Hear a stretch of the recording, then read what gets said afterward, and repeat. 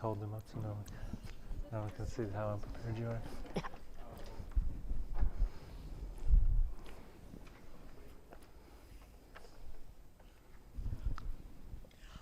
Okay, thanks everybody for coming out today to our first IRE-Mizzou Watchdog session that we're hosting here at the Missouri School of Journalism. We're over lunch. We were kind of like talking about that IRE is kind of like one of these things that's kind of like a little known secret here at the journalism school. We've been based here at the journalism school actually since the late 1970s, and the school has kind of like had a really a great partnership with IRE, and having opportunities for students to kind of like learn from the best investigative reporters in the world. So I got here in 2002. I was an investigative reporter and member of IRE before I even came here to teach. And I always kind of was one of those people who just wanted to be a sponge and continue learning more. So I was always kind of like going to like different like regional and national IRE events, or also data journalism events, which is the way that I learned how to do investigative reporting and data reporting, because I knew like absolutely nothing about this stuff before I joined IRE, and I was able to benefit from sessions like this. So I really thank you all for coming out to this session today, and I'm going to keep my comments brief. I'll just mention one more thing, that IRE is a membership organization. It's based here at the Missouri School of Journalism, and it's only $25 a year for students to join. And you can keep that $25 discounted membership for your first 3 years of your professional reporting career too, which is pretty cool, because IRE is very much interested in having more people doing in-depth watchdog investigative reporting, which is kind of like perfect setup for what our guests are going to talk about. And I'll go from my left. Allison KITE is a data reporter for the Missouri Independent and the Kansas Reflector. And then also we have Jason HANCOCK, who is editor-in-chief of the Missouri Independent. And then we also have Derek KRAVITZ, who's a Mizzou grad, and he's currently the data and investigations editor for MuckRock, which is a collaborative investigative reporting site. So I'm going to be quiet and turn things over to them.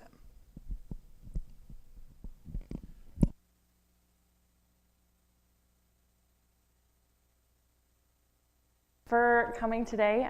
It's great to see so many faces here. You all look way more awake than I was for most of college, so congrats on that. We're excited to be here and talk about our atomic fallout project. This is something that we started, I guess, around the beginning of the year and Derek can speak more to the origins of this, but we got a giant dump of documents about several sites in St. Louis that are contaminated by nuclear waste from the Manhattan Project. And so we started digging into those and tapped into MuckRock's resources, a database called Document Cloud, to go through and review all of those documents spanning from the mid-1940s until the 2010s.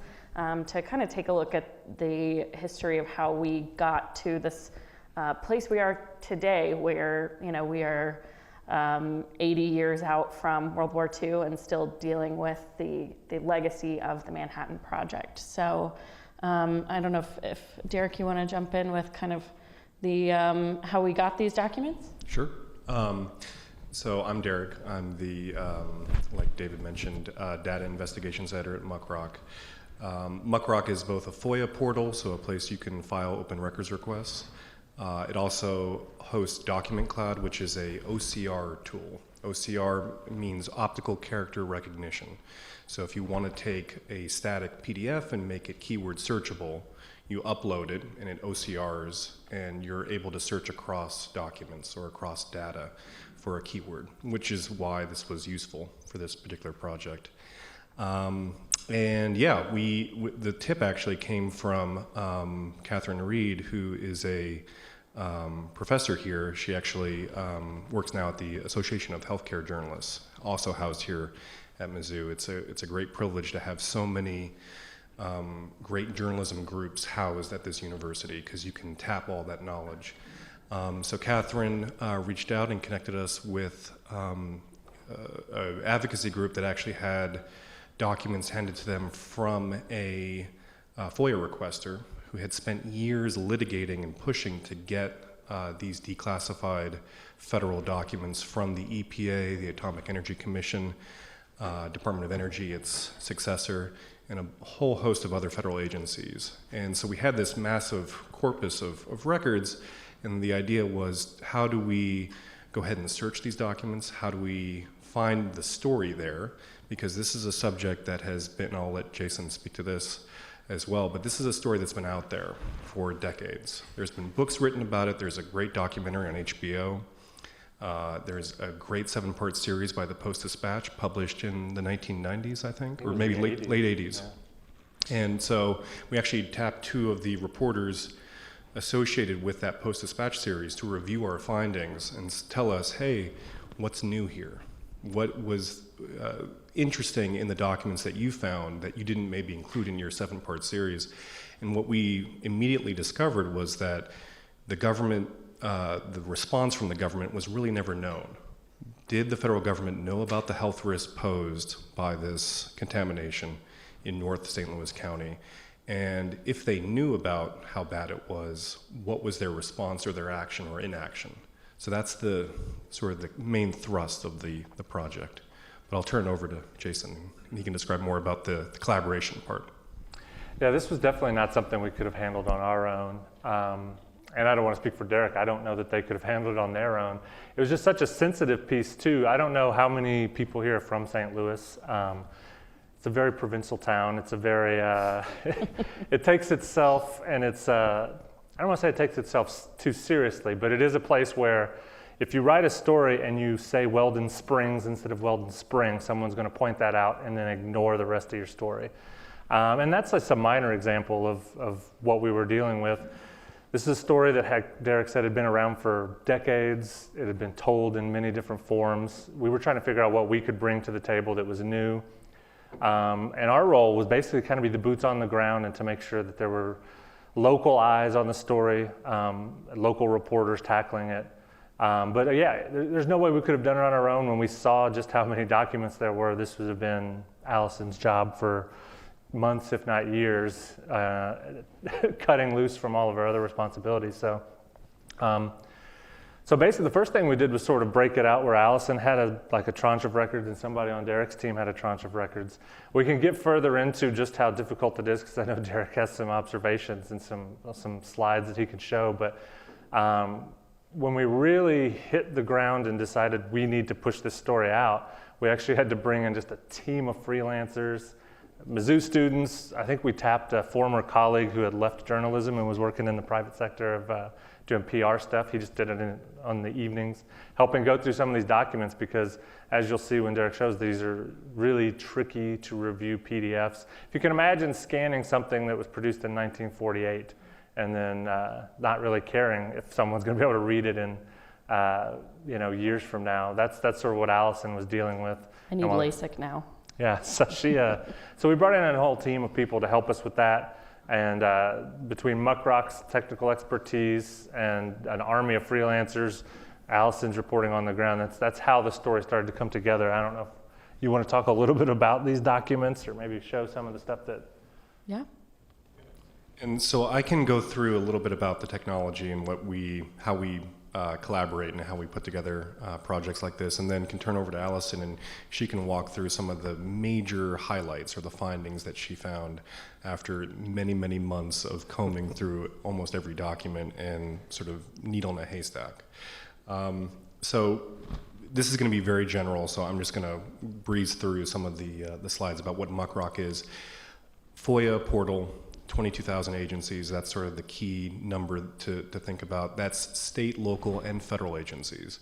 So for federal agencies, there's usually a great wealth of declassified documents already available, but in a lot of instances, the best way to get information about even a historical event is to file a FOIA of FOIAs, to get a FOIA log, and to go ahead and see what else has been released previously. And so MuckRock is a great tool for that. So I really encourage everyone, when you're starting something, any subject matter, to sort of figure out what's already been out there. And that's a great starting point. Generally, MuckRock was actually a for-profit company initially, and then reincorporated as a nonprofit. And this is what the FOIA portal looks like. So this is a great way to sort of conceptualize or see how FOIA requests are processed by individual agency. Missouri is a great state for this because of the Sunshine Law here. Document Cloud, like I mentioned, OCR tool. I think Allison got the most out of it in terms of annotating documents. So seeing, the full timeline or the full sort of corpus of materials, and then applying a notation or an annotation to a record. That helped keep track of everything.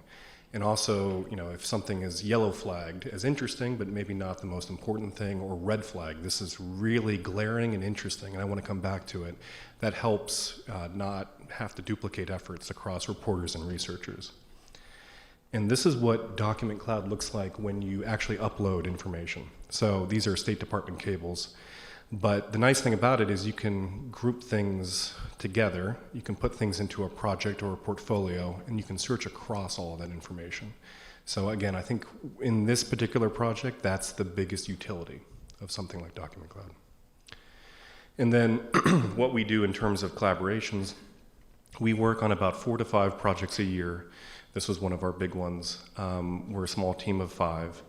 We try to prioritize projects that have a data component, so something that we can analyze, and then also a FOIA or open records or public record component, something that we can request or maybe duplicate or replicate and analyze anew. And this is a great project because we've worked with the Missouri Independent before on FOIA projects and FOIA stories, and we knew that they had the expertise on the ground, but also the reporting instincts to follow something up and work on it for a long period of time. And you need a reporting partner like that. MuckRock could never do this story alone.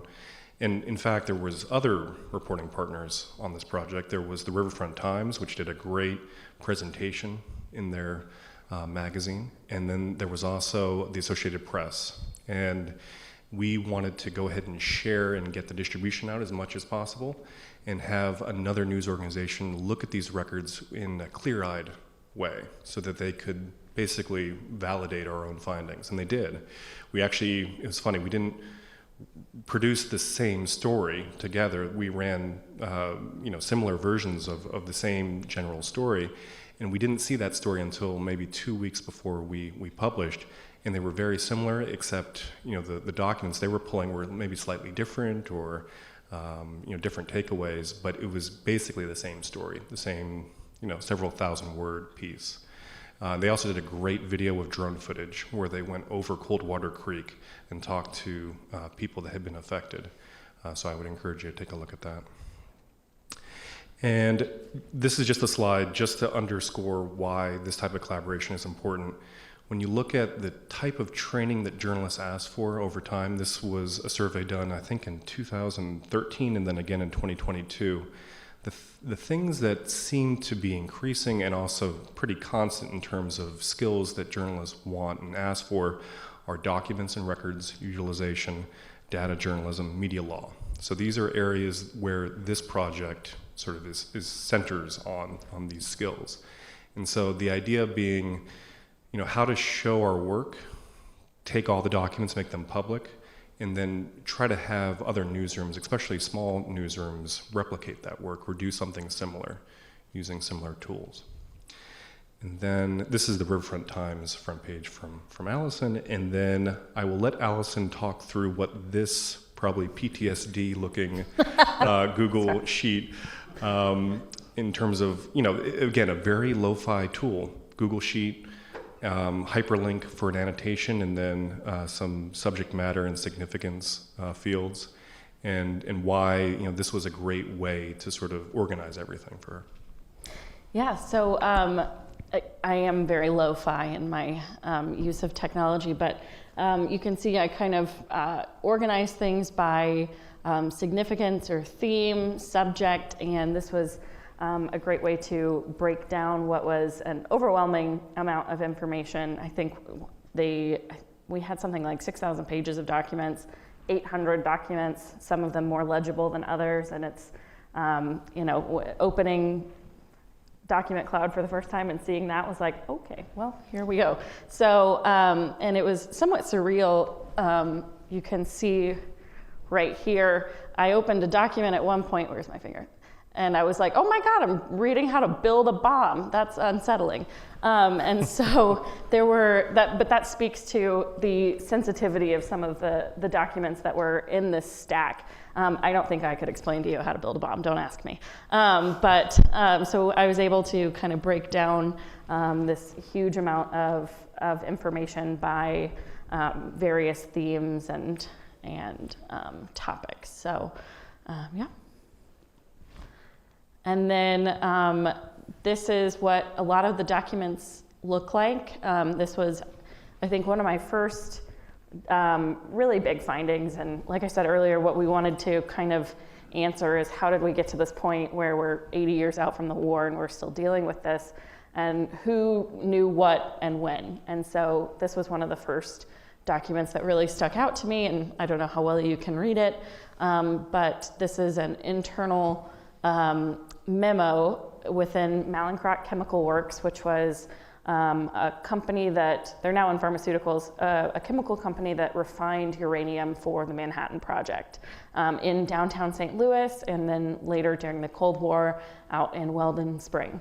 And so this document is a memo from 1949 about how this leftover radioactive material from the war effort that's being stored at the St. Louis airport is in deteriorating steel drums that pose a risk of leaking into Coldwater Creek, which at that time was not a terribly busy area compared to now, but now is surrounded by very densely populated suburbs of St. Louis. And so as early as just a few years after the war, they knew this was a risk to the environment, but this material was so dangerous that they didn't want to have their employees, put their employees at risk, transferring it into new barrels, which they eventually had to do anyway. And so they, put their employees and the community at risk. And so this was one of the first notes or big documents that stuck out to me, and you can see I made a notation in the document in Document Cloud, which allowed me to easily go back and find this. And the nice thing about Document Cloud is you can do public notations like this. You can restrict them so just collaborators on the project can see it, or you can make private notations. So there were notes that I took that were just for me, like highlighting something and typing in like, what on earth does this mean? Like, come back to this. And then there were more publishable notes where I looked like I knew what I was talking about. So if we want to look. One thing I'll just add here is you can probably see that this scan is not the greatest scan in the world. And you can OCR some of this. I think a lot of it was searchable, but some of it, especially like the, you'll see the classification stamp at the bottom, that is completely unreadable. And so there are some tools, NLP, natural language processing, or machine learning, or AI, that can sometimes assist with this. But I remember there was one document Allison was really particularly interested in, and it was in such poor quality, I don't think we could actually do anything. We tried a few different tactics to reproduce it, essentially. So you're looking for context clues. You're also evaluating each document individually in order to give it justice, right? To make sure that you're not just relying on a tool, an OCR tool, but that you're putting some human element behind it. So I'll go to the next slide here. This is a Chris Koster letter. Yes, this was a much more legible one, which was very exciting. So so the last document was about Coldwater Creek. This is about the Westlake landfill. In the years after the war, the Atomic Energy Commission sold off the waste from Mallinckrodt's war-era refining efforts to a private company because the waste still contained valuable metals. And so the idea was, without any cost to the federal government, it will end up in the end costing a lot of money. Without any cost to the federal government, they could get rid of this dangerous material, dump it on the private sector, and be done with it. The company that bought the waste ended up drying it to make it cheaper to ship out to their facility in Colorado. And then at the end still had several thousand tons of waste that they wanted to either bury on site or dump in a quarry along the Missouri River. The Atomic Energy Commission did not allow that, so over a series of weeks, they illegally dumped it in the Westlake landfill, where it remains today and will cost millions upon millions of dollars to clean up. And so this was a 2013 document where there are two parts of the landfill. There's the Westlake landfill that has the radioactive waste, and then there's the Bridgeton landfill next door, which is on fire, sort of. It's having what's called a subsurface smoldering event, which is like a fire, but there's no oxygen, so it's a chemical reaction that consumes the waste, but isn't visibly burning like a fire. And in 2013, it was probably the height of that subsurface smoldering event, and there was concern that the smolder was going to move closer to the radioactive waste, and what happens if that ignites. So the Attorney General at the time, Chris Koster, sued the owners of the Bridgeton landfill over the subsurface smolder because it was also causing a pretty considerable nuisance to the community. It smelled horrendous and agitated a lot of people's asthma and other respiratory issues. So this was a letter from the Attorney General's office to the EPA where the state was expressing concern that the radioactive waste was closer to the subsurface smoldering event than the EPA knew. The EPA had a rough idea, they thought, of where the waste was based on a test done in the 70s, which involved flying a plane over, or a helicopter over the landfill and taking measurements of what parts of the landfill were radioactive. And not until decades later did they do more ground level testing where they actually bored out the landfill to test deeper under the surface. So that gamma flyover test missed a lot of areas of the landfill that were radioactive that the EPA thought were not. And so this was something that activists in the Attorney General's office for years had been telling the EPA, we don't think you know where all the waste is, we don't think you know where all the waste is. The EPA insisted that they had a handle on it, and this spring, so 10 years after this letter and 50 years after the waste was dumped, the EPA said, whoops, you're right, there's more waste than we thought. It's migrated, it was in areas from the beginning that we didn't realize it was, and they were able in some areas to identify that the waste had been there the entire time. It hadn't shifted to be in these locations because they essentially dated the waste by finding newspapers, both deeper than the waste and higher than the waste, looking at the dates on those newspapers and saying, oh, this has been here since the early 70s. And so this was Chris Koster calling on the EPA to do more thorough testing, which they got around to about 10 years later.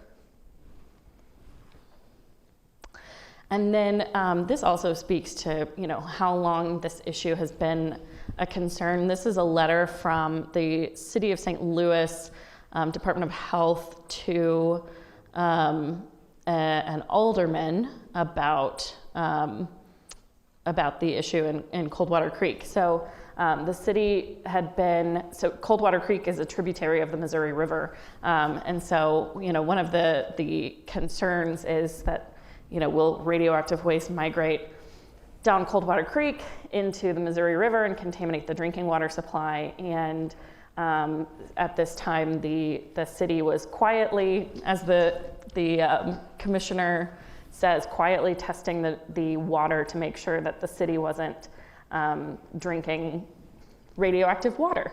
And so this just speaks to, how long this has been an issue. This is a letter from February of 1986, and the cleanup of Coldwater Creek is expected to take until at least 2038. So by the time, the cleanup is done, it will have been contaminated for 90 years, essentially. And, after the story came out, there was a lot of reaction from, various constituencies and groups, and some movement on the legislative level. But I thought, given we want to leave some time for Q&A, might make sense to talk a little bit about,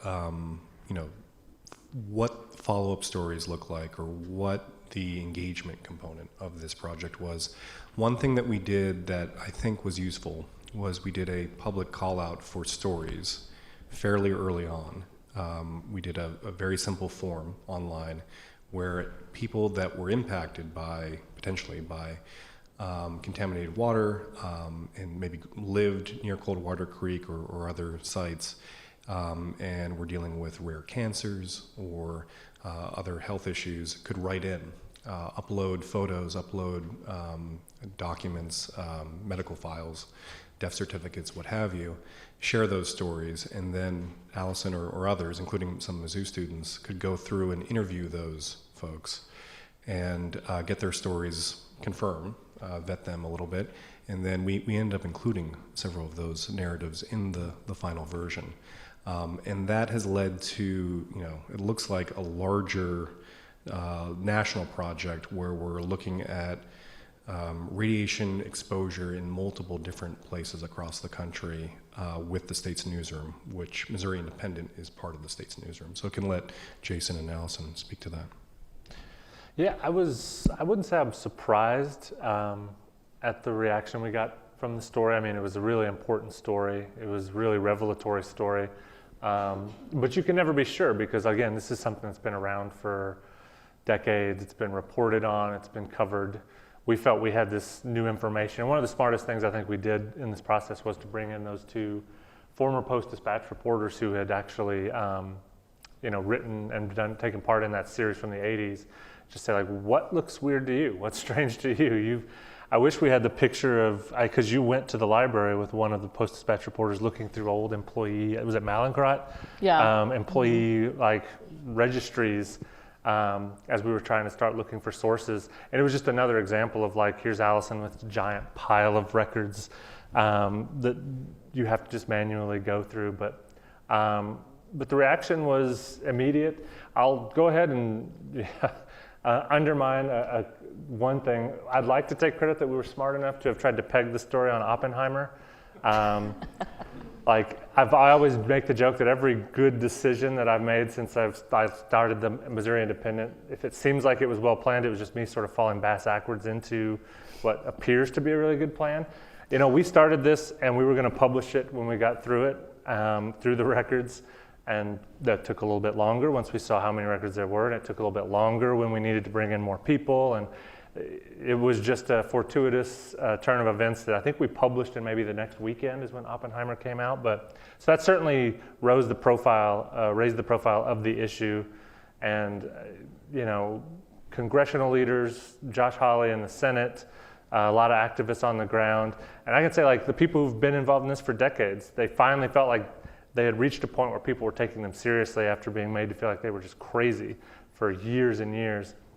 And that's a good feeling when you can do that kind of work and raise the profile of an issue to the point where you start to see real push for legislative change. And as Derek said, now we're talking with other states in our network. You know, yes, we had radioactive waste here in Missouri, but you have the downwinders in New Mexico that were living in where they were testing the bomb. You have where they were mining this stuff in Colorado and Nevada. You have all these different places where this waste has sort of impacted, or the material has impacted people's lives in such a dramatic way. It's one of the strengths of our network is maybe we can kind of put our arms around it and finally kind of tell the story more in a unified way, as opposed to where it's told now, where we've told the story about what happened in St. Louis. You have these people over here talking about Nevada and Colorado. We'd really like to be able to bring people together and really write a good definitive bit of journalism telling people sort of the legacy of the Manhattan Project and all the different ways these communities have been impacted by it. So, I think you covered it really well. Yeah, I got a lot of texts from Jason and I have worked together at the Independent and in our previous jobs. A lot of our mutual friends texting us like, was this story an Oppenheimer tie-in? Like, like, no, this was an accident. So. And you know, can certainly open up to questions now. The only additional item I wanted to flag was on the engagement side. One thing that really, you know, I think a lot of newsrooms were skeptical about that we partner with is sort of telegraphing that you're writing or producing something before you've published. And there's an impulse to be a little protective of your work and to not want to get scooped and not scoop yourselves. So balancing that and really thinking through how best can I describe what I'm doing in a very concise way, but also spread that message as far and wide as possible so I can get the maximum amount of response. So that's the balancing act we take into every project. In this case, it's worked out really, really well. We have an active call out now with, I think it's 8 states that are under consideration through the proposed expansion of the Radioactive Compensation Act, RECA, where they would expand compensation for families affected by that material. And that includes Colorado, Guam, New Mexico, the downwinders there, the Navajo Nation communities, parts of Arizona that weren't included. And we've already gotten, I think, 60 responses back, 60 plus responses. Some of them are very, very compelling. Some of them include, you know, photos, documentation, medical files.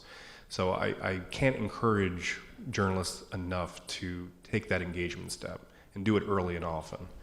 So go ahead. ahead. I was going to say, I can attest to being one of those people that was like, are we sure we want to, so we're just telling everybody what we're going to write? That seems like ridiculous. But we did it prior to this on a project surrounding daycare, and that was eye-opening to me because all of a sudden we just were inundated with people who were reaching out with either problems accessing daycare or providers who were struggling to make ends meet and stay afloat. And the story wouldn't have been possible without, you know, those people being a part of it. And so I was a convert. So I'll fess up to being one of those people who was very skeptical of just putting it all out there and saying, this is what we're going to be doing. Please, we want to hear from you. But it's when used properly, it's an incredible tool to broaden your sourcing outside of the geographic area or your own personal networks. So I felt the same. I think a lot of journalists can be very protective of what they're working on out of fear of being scooped. And so it was an uncomfortable but ultimately good exercise that I went to an EPA public meeting this spring and was handing out flyers saying like, we're investigating, here's my email. And the EPA like PR people were kind of looking at me like, what on earth is she doing? And it ultimately I think made the story significantly stronger. We ended up leading the story with stories of several folks who grew up along Coldwater Creek and had what seemed at the time like this idyllic childhood, eating mulberries that were growing on the banks, swinging on rope swings into deep parts of the creek, and then grew up and developed strange cancers and, we had a quote in the story where this one woman who grew up in the area said people on her old block were were dropping like flies, which was just like a heart-wrenching thing to hear. So yeah, it was an uncomfortable practice, but it worked out for the best, and I'm glad that Derek pushed us curmudgeons here. And one other plug, because Rudy's here actually, Rudy Keller with the Missouri Independent. So you have a great resource here in Columbia with the State Historical Society of Missouri, one of their locations here. And we found out, I think sort of middle or late in the process, that some incredible photos from Kay Dre, who is a longtime activist living in St. Louis, was on the forefront of pushing this issue to the top of people's minds for decades. Her papers are housed at the State Historical Society in boxes, and Rudy can probably speak to this, but Rudy went down and actually pulled out photos and took photos of the photos and then worked to get them scanned. And those photos told the story of the rope swings and kids playing in the creek and the barrels and barrels of contaminated waste in ways that the text part of the story or even the mapping part of the story could not tell. So that was very fortuitous timing, but also, again, a plug for a really great resource you have here in Columbia. Can open up the questions, I think, from there. Yeah. The woman with the dropping like flies quote, sorry, I was just checking the article. They're on the purpose for Janet Johnson, but Sandy Mitchell. How did she and Janet Johnson respond to this story? Did we hear back from them? Did we notice that they had been represented well? What was the source feedback like for these people who went through all the trouble of sharing deeply personal stories and at times, had to like take breaks from interviews? Did they feel as though something good had come from it? Yeah, I think we heard pretty exclusively good feedback. I don't remember if we heard from those two ladies in particular, but we got, I would say, a fair bit of source feedback that was very positive. And I think one of the things that this story was able to do that's been really hard to do over the years was kind of establish the through line of the waste was here, and then it went there, and then it went here, and here's how we got here today. And so got a lot of positive feedback around that. Yeah, I heard from a lot of people who were, like I mentioned before, felt like they were just discredited and not taken very seriously and made to feel like they were, these sort of gadflies that had been making noise about this issue for years. And so for the story to come out, and then you have U.S. Senator, the Secretary of State, a bunch of state reps all rushing into the area to stand with them and say we need to do something. It was a rhetorical shift that did not go unnoticed in that community, that at least from the folks that I talked to. So. Thank you for giving the behind the scenes of the project. When it comes to a project like this that has hundreds of documents, when do you know how to stop? How do you decide that, okay, this is it, we're going to have to stop research and just write it? I don't know. That's a great question. That's I think that's probably one of the more difficult things to evaluate when you're knee deep in a project and you're sort of in the weeds. And maybe Allison, you might have some thoughts about timing and what that looks like. I do know that some of the threads, and it's a very long story. It's broken up chronologically. That helps. I think the mapping component is one that also helps people sort of see where the waste was moved and where it was dumped and when. I think that's important. So once we had that chronology done, I think we felt collectively like we could publish. One item, there's about 3 or 4 threads that some of them were tips after the fact. So after the story was published, things came in that I think are worth following up on. The problem with these type of documents is sometimes they're out of order or sometimes they're lacking context. So not only do you have to take testing results, and Allison did a painstaking job of this, take testing results and context and send it back to the EPA or the Department of Energy or health physicists at the state level or the Post-Dispatch reporters and say, what's new here? Is this a problem and why? And that's very, very time consuming. Because it's not so much that you can see, a pretty high reading, you actually have to interpret that reading. And you have to do that by virtue of expert sources there. But Allison, any thoughts there? Yeah, so I think, I don't know how universal this is, but one thing that happens to me in every long-term investigative project that I work on is at a certain point I get so familiar with the material that none of it feels new to me, and I convince myself there's not a story. Jason can probably tell you I call him almost every time I work on a big story, and I'm like, I have nothing. And he's like, what are you talking about? So I think for this project, it was kind of a matter of we had an agreement with the AP to publish concurrently. It was kind of a matter of just saying, all right, this is the date, and working backward and saying, okay, we need to be done with doc review at this time. We need to be contacting the EPA and the Department of Energy at this time, and just kind of giving ourselves the deadlines so that we'd get it done. Yeah, it was the fear of the deadline that made us, there came a point where it's like, this is when it's going to publish. What resources, what do we need to do to make it happen? And that's when we started bringing in freelancers to help Allison with doc review, because this was obviously a long, drawn-out process. And so, sometimes it's just, when do you know when it's time to publish? Because it's time to publish and you have to stop. So, or a story gets competitive, that's the other piece. It wasn't so much with this one, although we did have a partner that was, when they were ready to go, they wanted to go. The AP is not known for patience. They want to push stories out. So, but yeah, a lot of times on these big projects, your timeline gets taken over by somebody else's timeline, and you just have to, figure out how to make it work. So. Yeah, I was at a public meeting hosted by the EPA in the spring, and met a Reuters reporter there, and we were like, oh no, we have competition. So that was another kind of indicator that, all right, we gotta wrap this up. Yeah.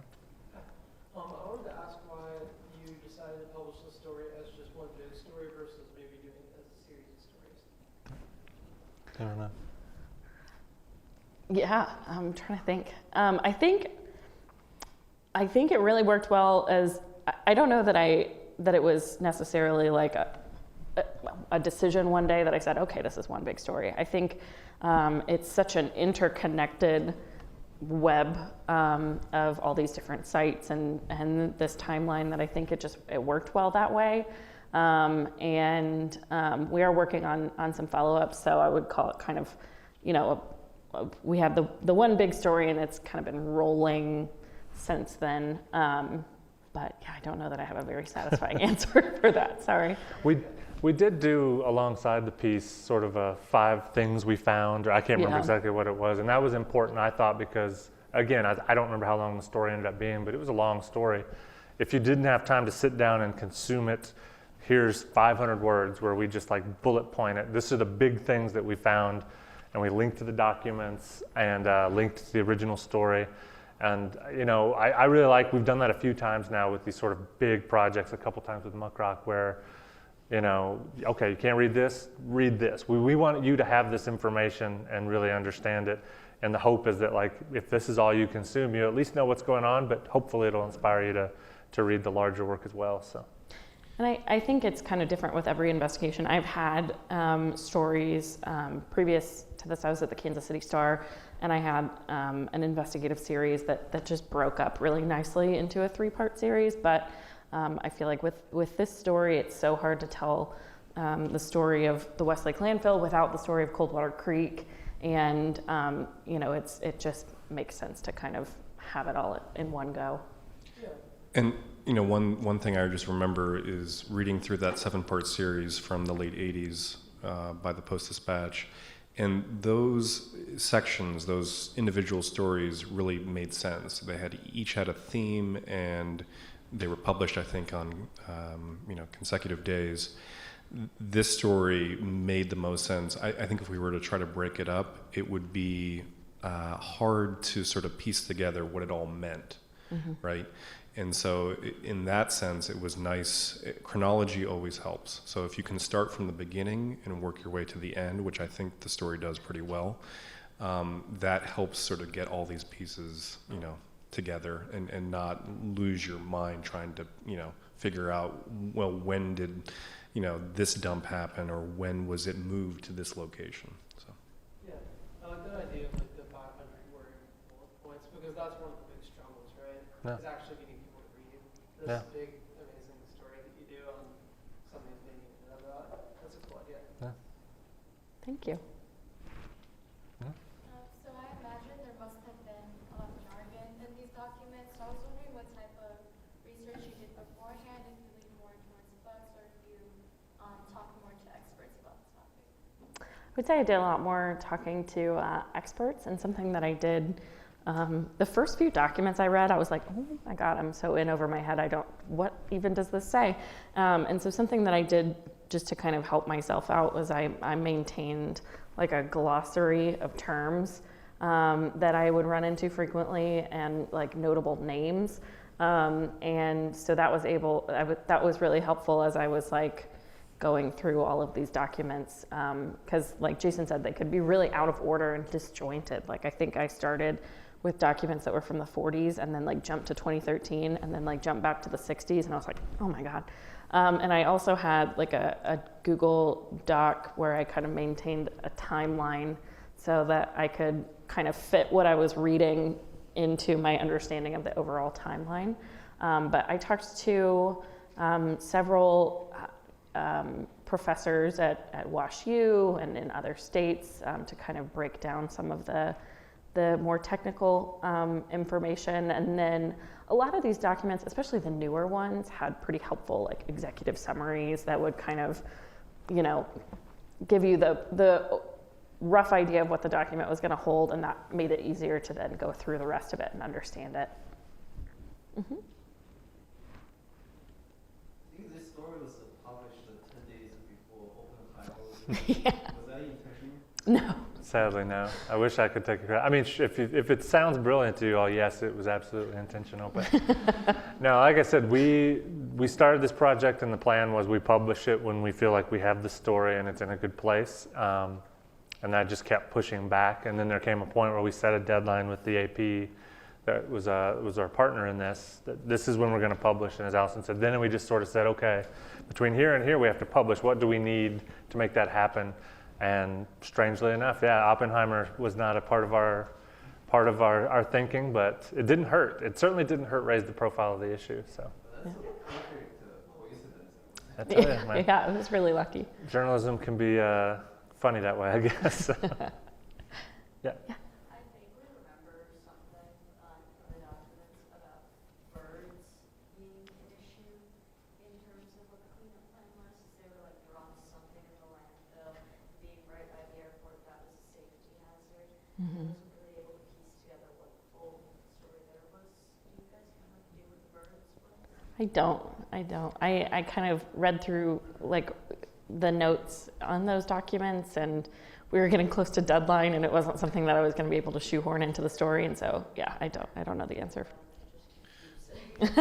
There were some documents like that I was like, this just is interesting, but like it won't really.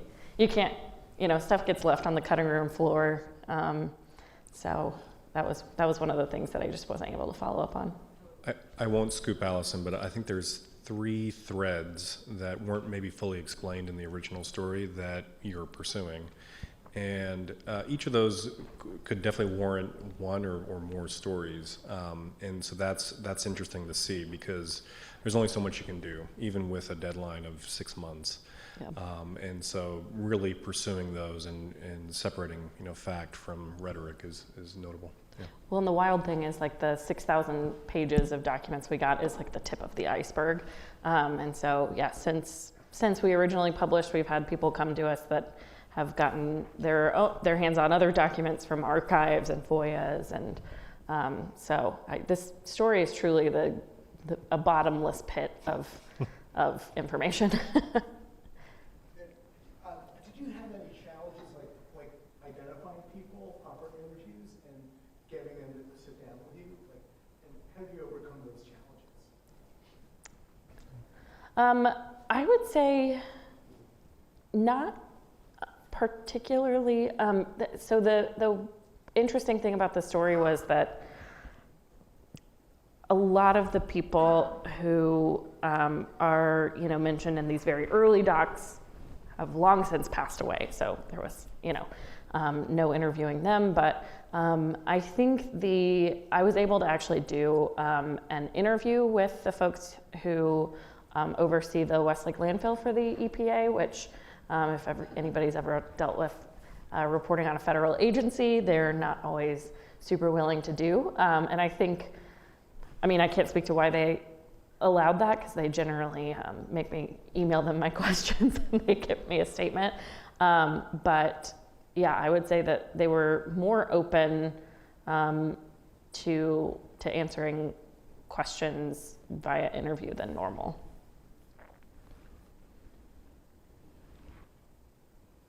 So I had a question. Do you think that, I've shared that concern, or I have I've had that same feeling in the past about making public your work, especially on an investigative type story, with the concern that someone else will kind of, wade in and try and, beat you to the punch or whatever. Do you think that you were kind of safeguarded by the fact that this was such a massive undertaking and nobody else could replicate what you've done? I think to some degree, yeah. Again, we did something similar with a series on daycare a couple months before, where it was a lot more competitive. It was a big piece of the governor's agenda, and so kind of telegraphing we want to do a big piece on this was a little, a little concerning. With this, I think we did feel better because we had these documents and we knew that other reporters didn't. But, it's not even so much that like the call out might be the starter pistol, like, well, now the Post-Dispatch is going to start reporting. The fear with this is that the Post-Dispatch has been reporting, we just didn't know it, we put this out, and then that's there, like, oh, well, we better push this story out because they're getting close. So you think about that stuff, but I think we worded it in such a way where we were looking for people affected by it. We weren't necessarily telegraphing what we had. We were looking for families, relatives, people who lived in the area, worked in the area, who would be willing to tell their stories, stuff that we couldn't get from the documents. We needed to, because if we just did a story on here's 6,000 documents and what they said, it'd be informative, but it might not be as compelling as if we were to talk to people who, as Allison said, like, I swam in this creek and now I have this very strange and rare form of cancer. Those are the things that kind of get you interested in why was this so important. And so, yeah, in this one, it was probably a little bit easier to pull the trigger to send the call out to the public. But one thing I'll just add, and this is a little bit as an outsider, so the nice thing we can do is sort of parachute in a little bit and help news orgs that know the issue in and out and know the landscape.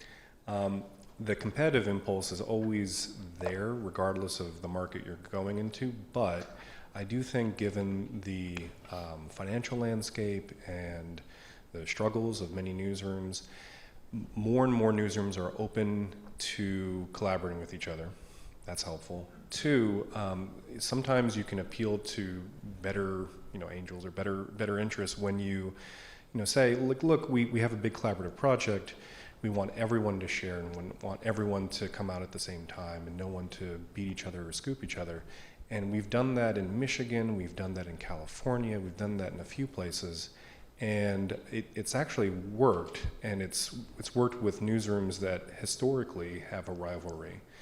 And so I think there's a path forward. Usually you need a mediator, and sometimes there's conflicts, but by and large we were able to get this out even when, again, the AP is a much different news org than Missouri Independent. They were almost as diametrically different.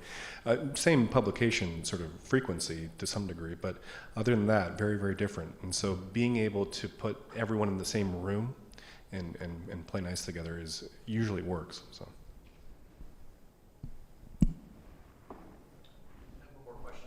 You mentioned or kind of touched on this, but when you went to the federal regulators to try to get a response or answers or some sort of excuse or whatever, how responsive were they and how easy was that to get, like, I guess, responsive answers, relevant answers?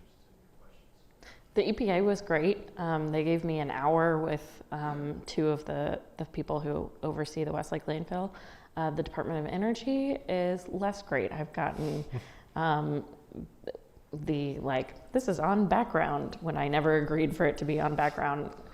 Generic answer that does not actually answer the question. So they varied a lot. I would say that the EPA was much more helpful. So when undertaking like a big project like this, how do you go about deciding like what stories or topics are worth like diving in deep like this? Like, is it just related to like what documents are like most presently available and currently released, or is there some sort of like other interest there based on like outside factors? I mean, for us, it's tricky. You know, we have the largest newsroom covering state politics in Missouri, and we still, I mean, there's 5 of us, so we still have to triage story ideas and projects. People come to us a lot with either documents or tips, and you know, you kind of have to pick your battles. You know, what you think is the most important, what you think is the most urgent, or what's the most competitive. All of these are factors into like kind of the projects you pursue. In this case, it was just such a big, important story, and it came with all of these substantiating documents, and that's another piece. Like, these were hard-fought documents that someone had gone to court to get, and it just sort of raised the profile of the story and the importance of it. And so this one was kind of a easy call. Like, of course, we want to dedicate resources to this, but you know, as important as this story was, it was a struggle at times because Allison covers the environment for the Missouri Independent, and stuff was happening, and we'd either have to like get somebody else to cover or have to pull her off, or you know, it's the struggle of these small newsrooms. Again, we couldn't have done it without MuckRock's help. We couldn't have done it without like an army of freelancers and journalism students willing to put in time. But that is the big struggle, and it's a struggle for, you know, we both used to work at the Star. They have a dedicated investigative team. They also, same principle, like they just don't have the bandwidth to tackle every story. You just kind of hope. I mean, I had an editor once that told me, you're never going to get it all right all the time. Just try to, you know, not be wrong more than you're right. So you just try to make the good choices, make the right calls, and you trust your team to come with you with these sort of powerful story ideas, and you know, just kind of go from there. So. Is that the playoff music? What was? Sorry. Nobody else has a question. Just Yeah. ask one. Go ahead. More about the content of the story. Of course, we were talking about like kids playing Water Creek in the 80s and such. Do kids still play that creek today, or is it like zoned off? You've visited, so. Yeah, so there's still no signage. There are parts where there's, you know, soil removal and remediation going on. So, you know, I've not witnessed anybody playing in the creek, but I have heard that it does still happen because there's still no warning signs that it could be a health threat if you enter this water. So Don't go play in the creek. don't play in do the it. creek. Yeah. Fight the temptation. Yeah. When I was a kid, I never really followed those rules. Anything? Okay, do we have time for one more Anybody? question?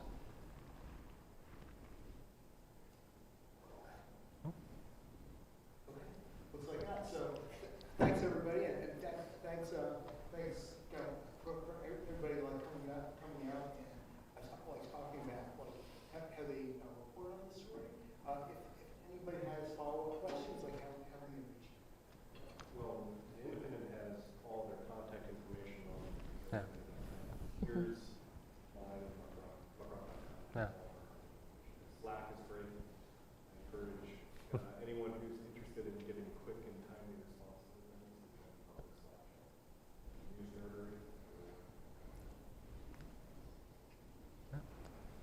Thanks for coming out, guys. Yeah, thanks, y'all. Put a little plug in for kind of like the nonprofit journalism world. You know, so a lot of you may